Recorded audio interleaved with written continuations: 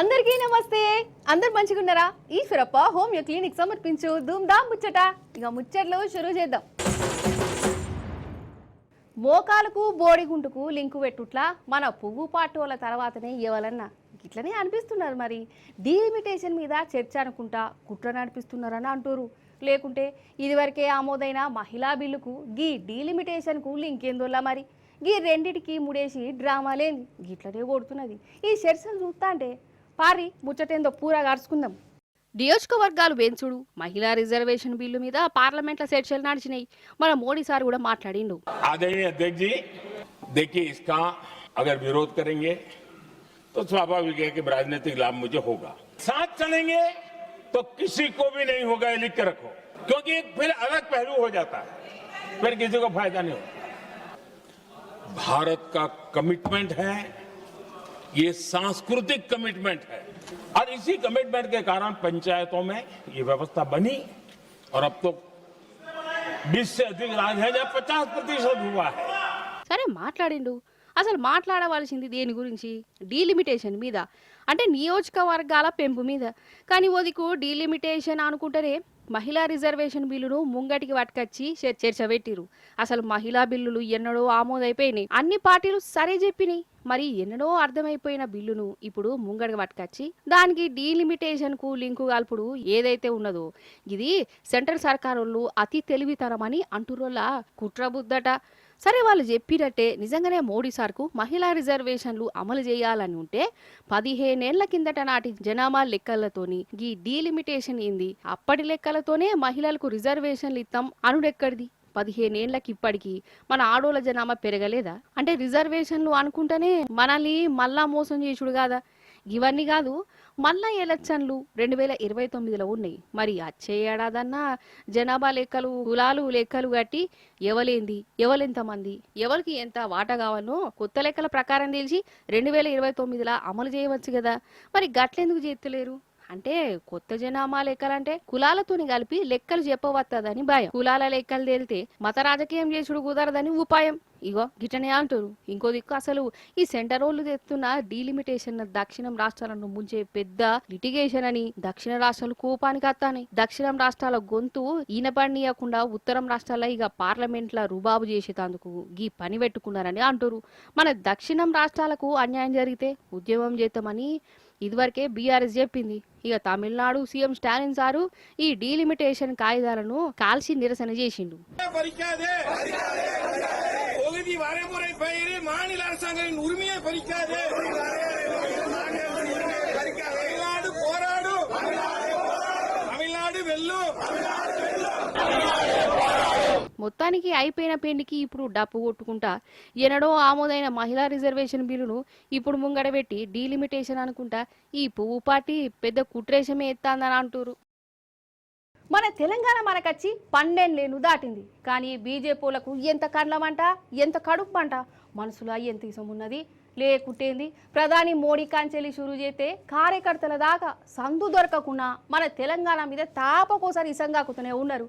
ఇప్పుడు నిండు పార్లమెంట్లా పువ్వు పార్టీ ఎంపీ భారత్ పాకిస్తాన్ విభజన కంటే మన తెలంగాణ విభజన దారుణంగా జరిగిందంటుండు. ఇది ఇంద ప్రతి తెలంగాణ బిడ్డకు కోపం వస్తుందా రాదా?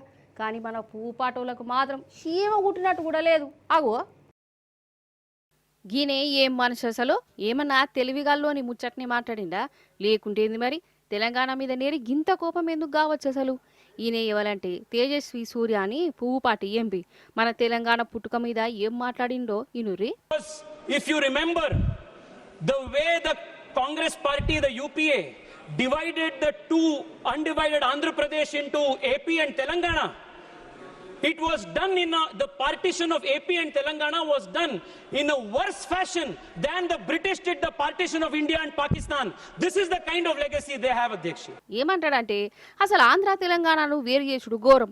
భారత్ పాకిస్తాన్ను అంగ్రేజోలు ఎంత ఘోరంగా వేరు చేసిరో అంత అద్మానంగా ఆంధ్ర తెలంగాణను విడగొట్టిరని అంటుండు. ఏంటిది అసలు గివ్వే మాటలు? మన తెలంగాణ మీద ఎంత కండమంట, ఎంత కడుపు మంట ఉంటే గీ మాటలు అంటాడోళ్ళ? ఈ ఎంపీ అనే కాదు, సాక్షాత్తు ప్రధాని మోడీ కాంచెలి అమిత్ షా, గిమిత్ షా, పూపాటి లీడర్లు, కార్యకర్తలు కూడా తేపకోసారి తెలంగాణ మీద గిట్లా ఇసంగాక్కుతూనే ఉన్నారు. మోడీ సారాన్ లేదా తల్లిని చంపి బిడ్డనిచ్చినట్టు తెలంగాణనిచ్చిరని ఇనురి మల్లో మల్క. लेकिन राजनीतिक लाभ पाने के लिए आंध्र के लोगों को विश्वास में लिए बिना राज्यसभा के दरवाजों को बंद करके जोर और जुल्म के बीच हाउस ऑर्डर में नहीं था तो भी आपने आंध्र और तेलंगाना का विभाजन किया। उन्होंने बच्चे को बचा लिया, मां को मार दिया है। हम सबका दायित्व है कि तेलुगु स्पिरिट को बचा लिया जाए। और आपके लिए नया नहीं है, आपने भारत पाकिस्तान का विभाजन किया, आज भी मुसीबतें झेल रहे हैं। आपने इनका भी विभाजन ऐसे किया है, उनको विश्वास दिलाया होता तो शायद ये मुसीबत ना आती। అప్పట్లో మోడీ సార్ గిట్లా మాట్లాడితేనే తెలంగాణ అంతగా రవైంది. మన బీఆర్ఎస్ లీడర్లు మోడీ సార్ మాటలకు నిరసన చెప్పిర్రు, పార్లమెంట్ లో పెద్ద లడాయి చేసిరు.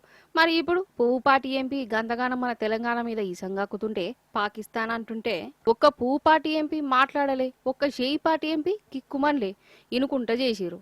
ఏంది అసలు? మన రాష్ట్రం పుట్టుకను గంత ఘోరంగా అవమానం చేస్తుంటే వీళ్ళెందుకు సప్పుడేకున్నారు? కంసకం నిరసనలు అసంటిదన చేయలేదంటే వీళ్ళని ఏమనుకోవాలి? ఎందుకు మరల వాళ్ళే? గిదా తెలంగాణ మీద ఉన్న పాయరం, గిదా తెలంగాణ జనం మీద ఉన్న తాన్లాట. అసలు ఈ బీజేపీలకు ఏందోలా ఎప్పటికీ మన మీద పడి ఏడుస్తుంటారు. కేసీఆర్ సార్ మీద కోపం ఉంటే రాజకీయంగా చూసుకోవాలి, కానీ తెలంగాణ పుట్టుడే తప్పు, రాష్ట్రం వేరు చేసుడే ఘోరమని మాట్లాడుడింది. మన తెలంగాణ మనకు వచ్చినాకనే కదా 10 ఏళ్ళు మన రాష్ట్రం డెవలప్ అయింది, దేశానికి కొత్త తోవలు చూపించింది. కానీ ఇదే ఓరు తెలియదు, అందుకే గీసంటి మాటలు వెళ్తున్నాయి పూపాటి లీడర్ల నోట్లకెళ్ళి. మరి ఇక్కడ పూపాటి వాళ్ళ సంగతి ఏంది? ఆ తేజస్వి సూర్య మాటలే వీళ్ళ మాటలా?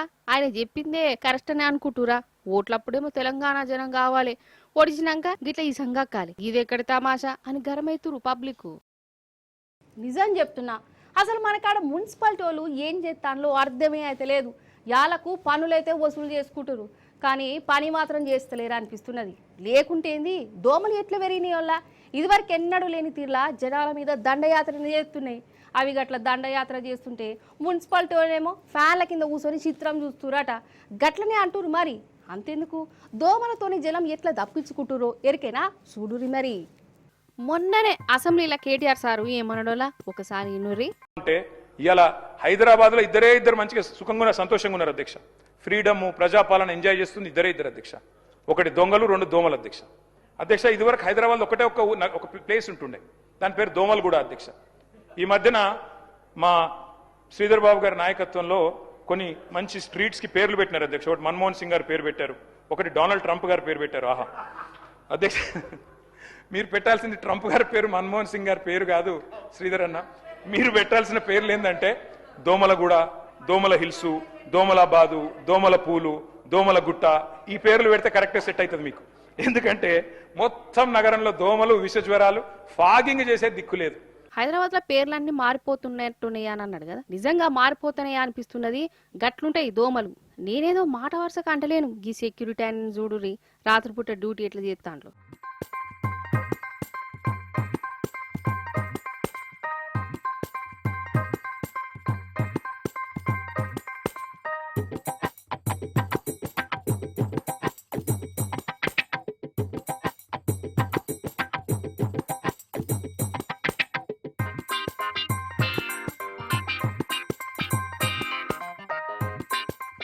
ఏదో ఆటల కోసమో మందిని బెదిరించేతందుకు కాదు, దోమల నుంచి తప్పించుకునేతందుకు.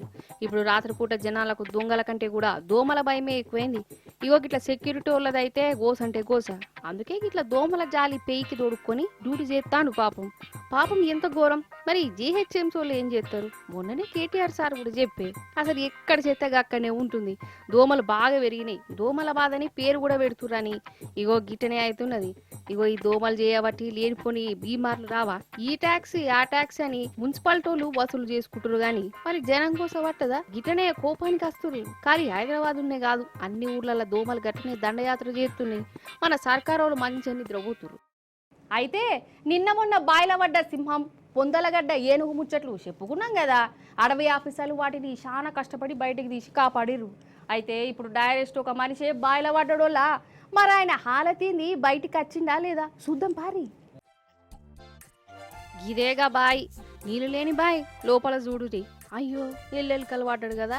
అయితే ఈయన పొలం కాడికి వచ్చి నడుచుకుంటా డైరెక్ట్ బల్లి పడ్డటే బాయిలో పడ్డాడు. వల్ల 70 అడుగుల బాయ్ అట ఇది. గంత మీదికెళ్ళి వాడే వరకల్లా పాపం దెబ్బలు తాకినట్టున్నాయి. నిలవర్రాలే, కూసొచ్చలేదు, కాపాడురి అని మొత్తుకున్నాడు. గాని ఎవ్వరికి ఏమైనా వాళ్ళే. తెరిసేపటికి ఒక ఆయన చూసిండు. ఇక ఫైర్ ఇంజన్ వాళ్ళు పోలీసులు వచ్చి ఇక ఈయనను కాపాడు ఉపాయం చేసిరు. ఇగో ఈయననే ఇప్పుడు బాయిలో పడ్డాయనను బయటికి తీస్తాడన్నట్టు. మంచిగా కట్లు కట్టిరు కదా, లోపలికి వాయిలంగా పోయి లాభంగా బయటికి పట్టుకరా.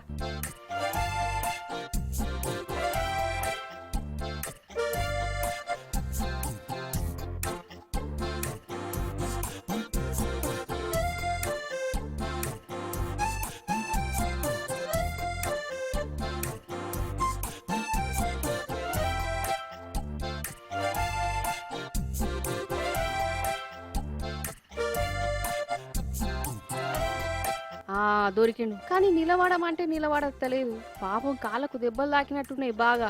లాస్ట్కి ఇగో ఇట్లా ఉపాయం చేసిండు. వల్ల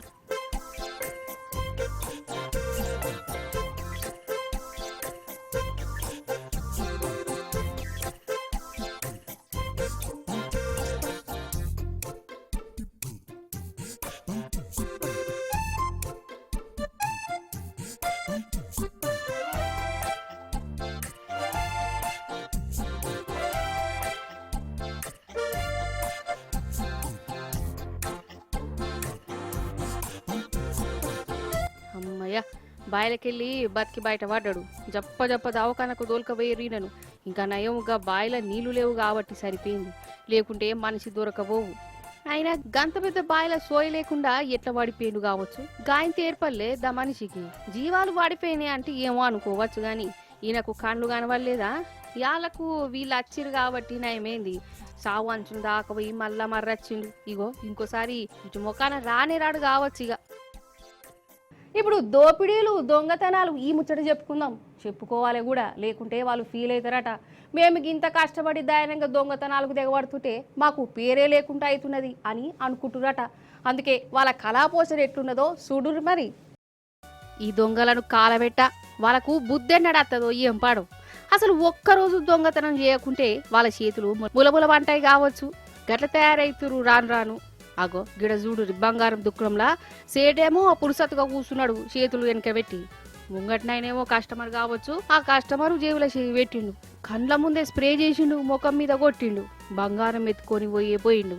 ఖాతం ఇంకా నయం ఒక్కడే దొంగోడున్నాడు. అదే 3-4 ఉంటే సేటట్టు ఉరకంగానే కడ్మోలు ఉన్నాయి లేని అన్ని లూటి చేస్తారు కావచ్చు. ఇది ఉత్తరప్రదేశ్ జరిగిందట.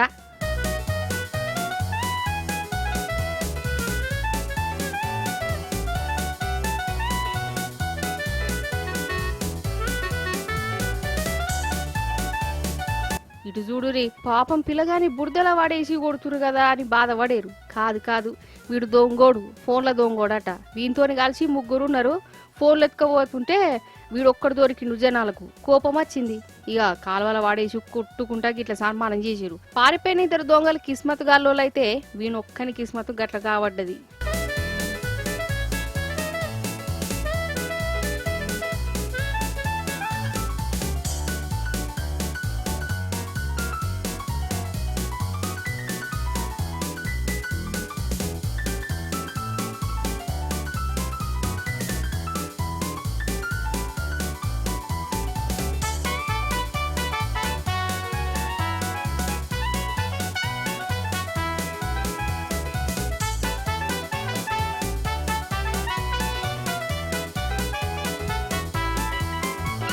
కిస్మత్ అంటే యాదికొచ్చింది. ఇంకో దొంగని గాసారం ఎట్లున్నదో చూడాలి మీరు. ఇగో తుపాకీ పట్టుకొచ్చి బెదర కొడుతాండు కదా. దుక్నపోలు బెదిరిపోయారు. వాడు లోపలికి వచ్చి ఉన్నాయి లేని అన్ని దోసుకుపోయి ఉపాయం చేసిండు. అయితే దుక్నపోళ్ళు భయపడుతుంటే వీనికి ఇంకా కకృతి పెరిగింది. ఇంకా ముల్లెలు చదువుకున్నాడు. అంతలో ఏమైందంటే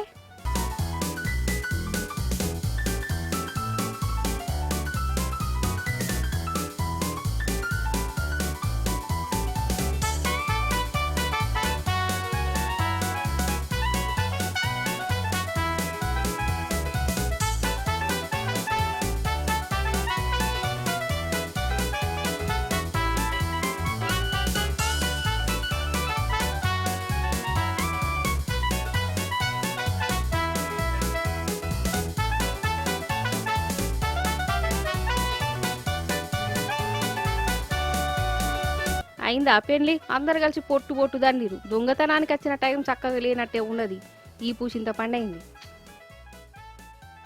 చూసారు కదా గిరికి వాటి ముచ్చట్లు మళ్ళొచ్చే పారి మంచి మంచి ముచ్చట్లను పట్టుకరత్తా ఉంటా మరి